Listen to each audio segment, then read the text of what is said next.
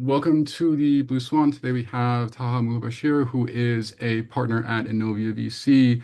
It's one of the top venture capital firms in Canada, $2.5 billion assets under management, and approximately 39 unicorns in their portfolio, which is very, very good given the fund size. And so on that note, all you, happy to listen. Hey, thanks for having me, Sean. I am a partner on the team. Joined Innovia about 4 years ago, but I went to a school in Canada called Richard Ivey School of Business and did investment banking straight out of that.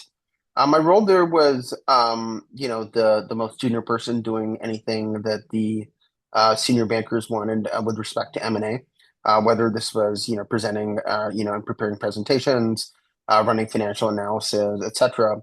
So that got me super excited about the private markets and piqued my interest in investing in the private markets. From there, went to private equity. I was at a large Canadian pension plan called PSP. They have beneficiaries, government workers in Canada, the police, the army, etc. The Canadian private equity and pension funds have really gone into the private equity market and went into it very early on. Private equity programs tend to be a large portion of what they do. There, I was responsible for sourcing and executing transactions in both, I would say, the software side of things. But then I was also involved on financial services side of things as well. While I was at PSP, while this wasn't necessarily my main job, we were also looking at dabbling is what I would say into venture capital and growth equity. And that gave me my intro into I would say late stage growth. I wouldn't call it venture capital. I had the privilege of investing in companies like Palantir, Snowflake, and it really opened up my mind to the other side of investing, which is really focused on innovation as opposed to improving the operations of a mature legacy business. Predominantly because I used to program as a kid, but as I grew up, I kind of lost that along the way. Went to college, etc., focused on finance. But once I got the flavor of that again, I really wanted to be part of that ecosystem. It is very fascinating to say that you were part of or as a passenger in something that's so big. Again, we're not building the business. It's entrepreneurs get all the credit, but we're really riding sort of shotgun and being there for the ride.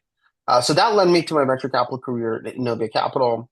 We are a 2.5 billion AUM firm. I've been around for close to 20 years now. Each partner or leader within the firm has areas that they focus on. For me, it's been cybersecurity. And as a firm, we call ourselves full stack, or you can call it end to end.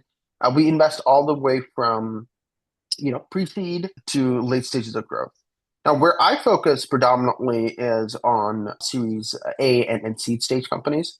At the seed stage, we're looking to put in anywhere from, I would say, like 2 to 5 million per company, and we predominantly lead.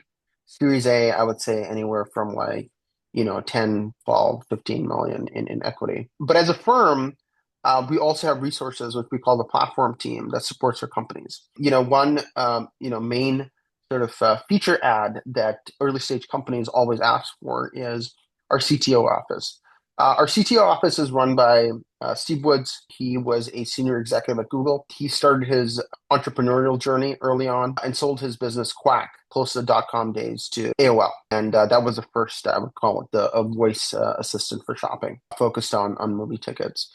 So through him, our companies get access to top tier folks at like Google, X, Anthropic, OpenAI, and the likes, and they support companies with product roadmap, architecture. We have a talent team that supports our companies with key hires. Talent, as you can imagine, for a startup is extremely important because that's sort of where most of the war is today. Another senior executive from Oliver Wyman and Adia, which is a large Middle Eastern sovereign wealth fund. So she has a good handle on folks that are on the beat that we can parachute into some of our top companies. We have a 4-person dedicated M&A team that helps with buying other companies or positioning yourself for a sale as well. Sean, you had mentioned some of our emerging managers program, and I think that is something that feeds into the entire Innovia flywheel or ecosystem. So we have a fund that is predominantly focused on backing emerging managers. And emerging managers are at their early vintages. Some of them are even on their first vintage of raising a fund. And a lot of our investments in the seed and Series A side of things have come from our discovery platform. And one of the companies we'll talk about later, Flare, actually came from our discovery platform. The experience going from banking to PE to VC is sort of like reading the transactional life cycle of a cap table in reverse. It makes a lot of sense in retrospect, given the full stack format of Inovia. With that in mind, how has that impacted the way you interact as a board member? Because being able to view things with a bird's eye view in terms of the M&A transactions, in terms of the venture investments, in terms of PE buyouts, and the way that each one plays with the other one, and any kind of divergence or convergence of interests. How does that sort of shape the way that you interact with any of your companies, ranging from Flare to Cavello, Spatial, New IO? Awesome. So when I'm joining a board at the early stages, my aim is to guide the founders towards that end goal or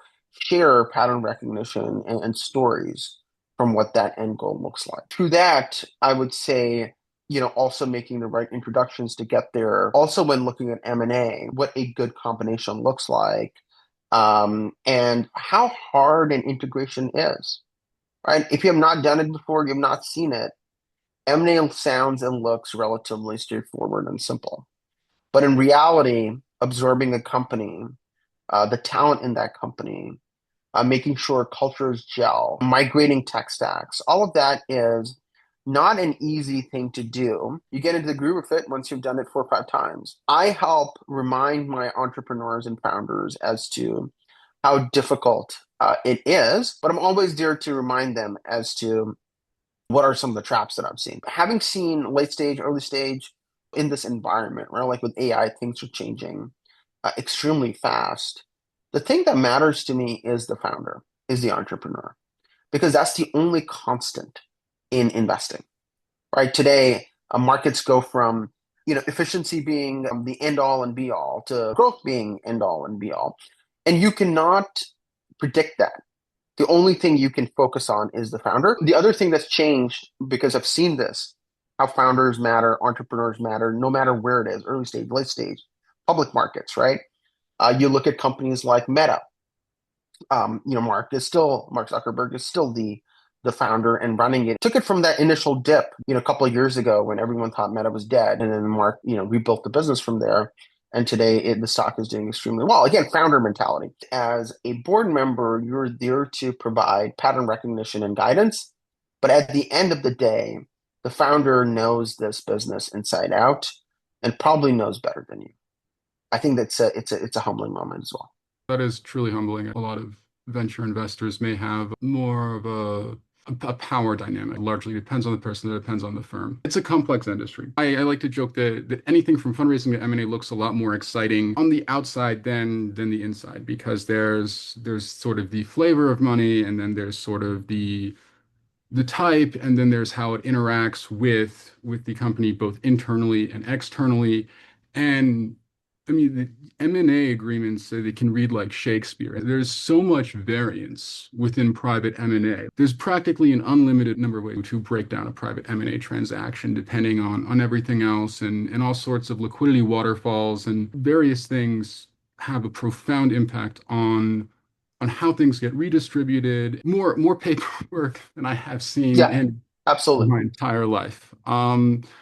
It's always nice to hear about the appreciation for the founder mentality. With that in mind, the cybersecurity landscape is becoming increasingly more important. And a lot of that is because of the availability of the LLMs and their ability to integrate into various hacks. And this could be in terms of hosting and retrieving and sourcing information from the dark web. It could be account hacking, or it could be anything from SQL injection and anything in between. And so Flare is very prominent across each one of those spaces. Is there any chance you'd be able to touch on how you're working with Flare and what they're doing to continue to benefit companies as these cybersecurity threats evolve. Flare, to begin with, is a company that has some of the best data sets out there when it comes to the dark web and also private Telegram chats. So this is where hackers and other criminals sort of interact. And these are very much closed societies. It's not like you can just Google them and find the URL or something of that sort. A lot of the stuff that companies like Flare do is that they have really gone into some of these hard to, reach societies and communities and are able to gather information about a company, such as, hey, there is a bad actor on the dark web selling your data right now. Actor XYZ is selling it for 5 Bitcoin on the dark web.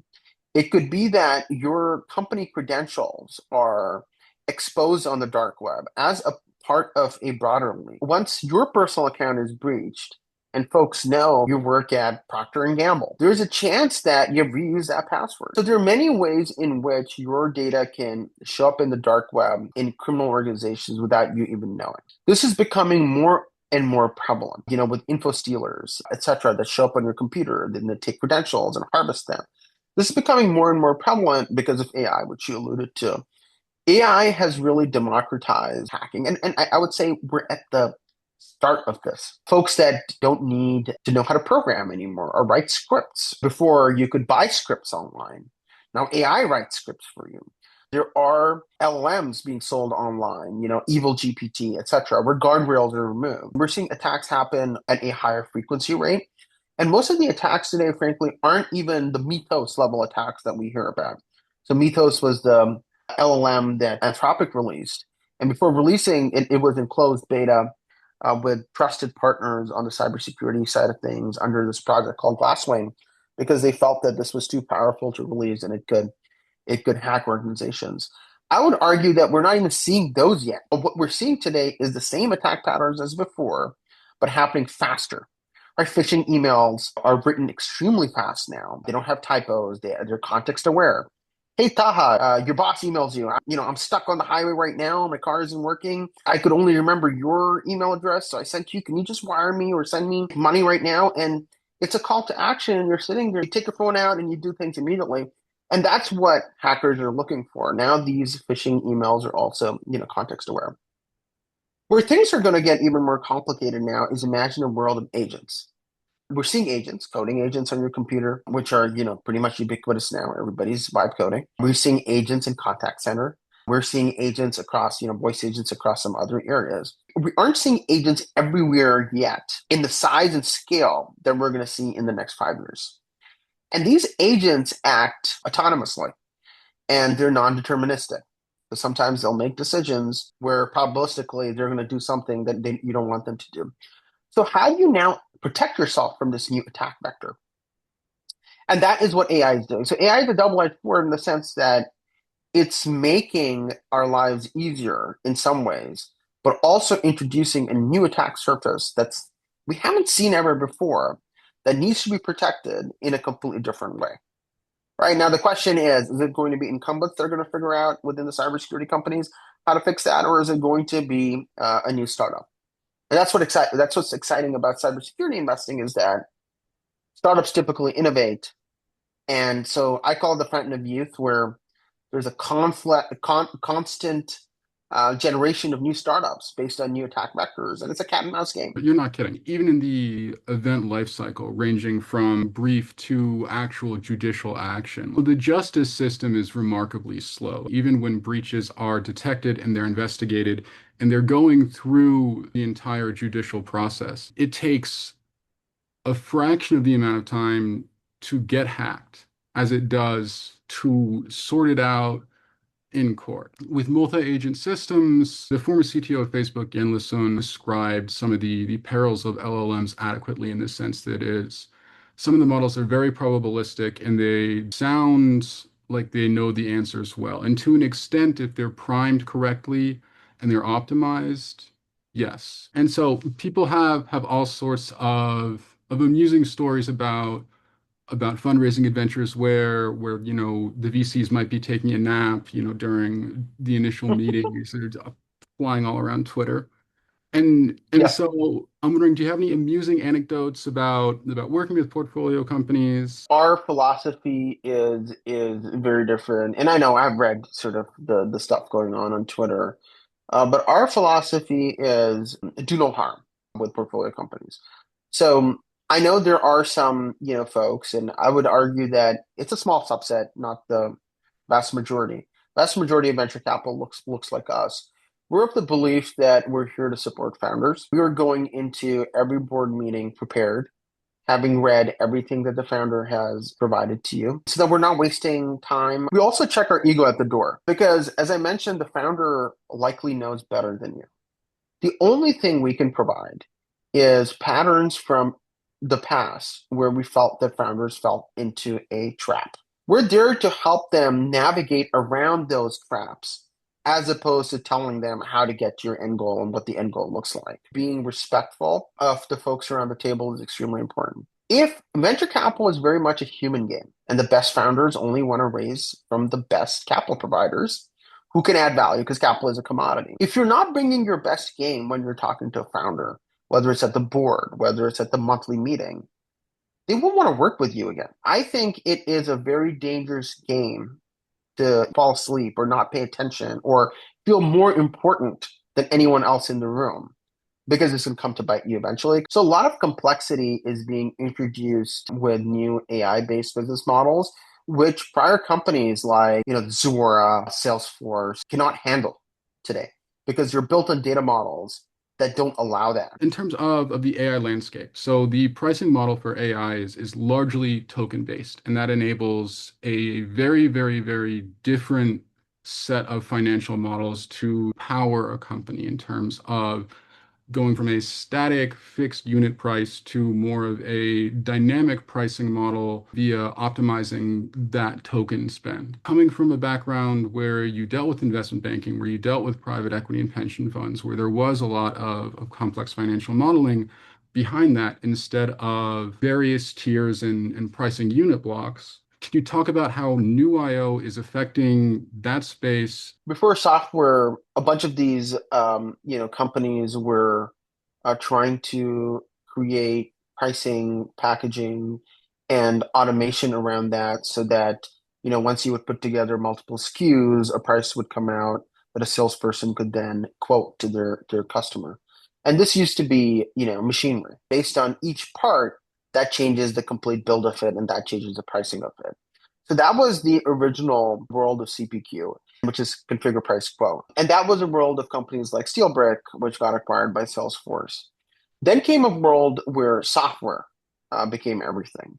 And we had subscription pricing, SaaS, etc., with various tiers and SKUs and all that good stuff. So that generation of CPQ and billing software was dominated by companies like Zuora, which used to be a public company and now has been taken private by Silver Lake.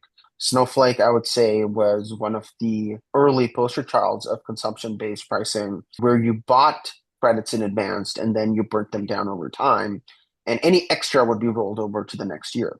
Now, imagine that on steroids now with AI. So you need a new system, and New.io was one of the first few companies that did this.